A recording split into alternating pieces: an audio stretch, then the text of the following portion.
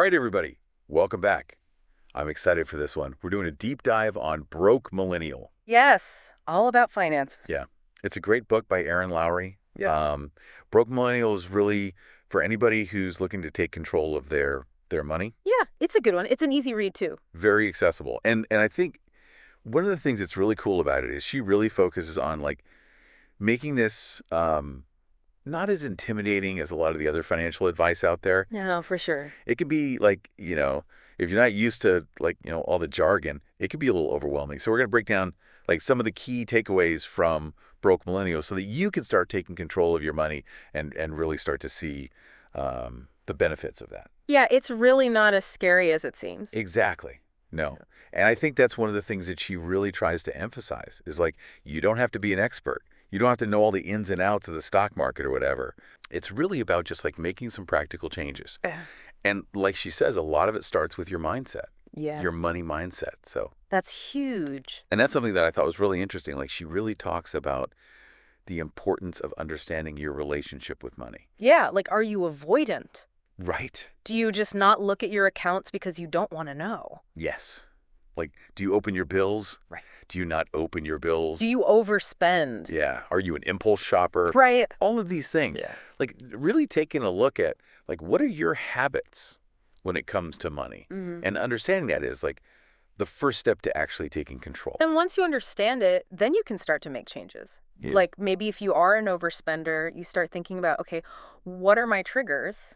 Right. What makes me want to spend money, Yeah. and that can be so many different things for different people. It's not always just like, oh, I see a shiny object and I want to buy it. It could be a lot deeper than that. It could be emotional spending, Oh, absolutely. or it could be, trying to keep up with the Joneses or whatever. Right. Yeah. It's really fascinating to think about. And then, once you've kind of identified like what your money mindset is and what some of your habits are, then you can start to make a plan. Exactly. And I know for a lot of people, like when they hear the word budget, they're just like, ugh. Totally. Like it just like sucks all the joy out of life. I used to be that person. Budget just sounded so restrictive. Yeah. Like, I can't do anything fun if I have a budget. Right. Like I have to track every penny. Yeah. Like forget that.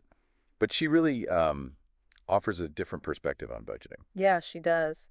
It's more about giving your money a job. Like, instead of you just getting your paycheck and then wondering where it all went at the end of the month, you decide ahead of time. You say, okay, this much is going to rent, this much is going to groceries, this much is going to fun. Right. And I love like her, she has this analogy in the book of like actually dividing up your money Yes. into like different envelopes. Well, I love that. So like if you have like, say, $500. Yeah. Okay, $100 goes to rent, $100 goes to groceries, $50 goes to, whatever, entertainment. Yeah. Savings. Yeah. And so you're actually like physically seeing, okay, this is how much I have to spend in each category. Mm. And that can be really helpful, especially if you're a visual person. Right. And then you don't have to track every single penny because you've already allocated that money. Yes, exactly. Like it has a job, it's already been assigned. Exactly. And so you don't have to like stress about it as much. And actually, in a way, that gives you more freedom because then you don't have to be like, oh, can I go out to eat tonight? Like, you already know because you've budgeted for it. Right. Exactly. And I think that's a really key takeaway is like budgeting doesn't have to be this restrictive, horrible thing.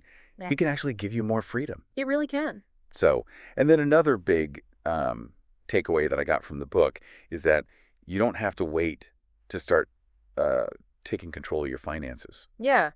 Like a lot of people think, oh, I'll start saving when I make more money. Yeah. Or, I'll start investing when I have more money. Yes. When I get that raise. Right. Or when I pay off this debt. Right. But like she's like, no, start now. Yeah, start small. Any little bit helps. Even if it's like, $5 a week or something like that, like just start somewhere. Yeah, and it will add up over time. Yeah, it really does. Like, if you can just start putting aside a little bit each week or each month, it's going to grow. Yeah. And, and another thing that I think is really important to keep in mind is that like making small changes can really make a big difference. Oh, yeah, for sure. So like you don't have to, completely overhaul your entire life and your entire spending. Yeah. Like just start with one small thing. Like maybe you start bringing your lunch to work a couple times a week instead of eating out every day. Yeah. Or maybe you start, making your coffee at home instead of go to Starbucks every morning. Right. Little things. Yeah. Like just little things like that can really add up over time. Or even just being more mindful of your spending. Like before you buy something, just take a second to think about, do I really need this? Right. Or do I just want it? Yes. Well, Or is it on sale? yeah, And I really need it. It's exactly. a great sale. So yeah, I mean, I think, the big takeaway from Broke Millennial is that like you can take control of your finances. Yeah. It's really empowering. It is. And it doesn't have to be this scary, overwhelming thing. Right. Start small, make a plan, and just be consistent. Yeah, and don't be afraid to ask for help. Like if you're feeling overwhelmed, there are resources out there. Yeah. There are financial advisors, there are books, there are podcasts like this one. There you go. There are so many resources available to help you. So, don't be afraid to reach out and get the help that you need. Hmm. So as we wrap up, I want to leave you with a question. What is one small financial habit that you can change starting today?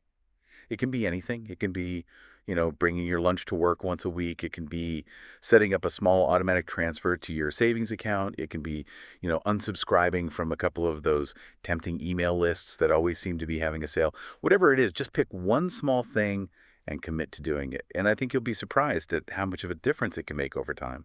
Absolutely. And I think you'll also be surprised at how good it feels to be taking control. Totally. Like, it's just like anything else. Like when you start to make progress and you start to see results, it just motivates you to keep going. Right. It kind of snowballs. Yeah, exactly.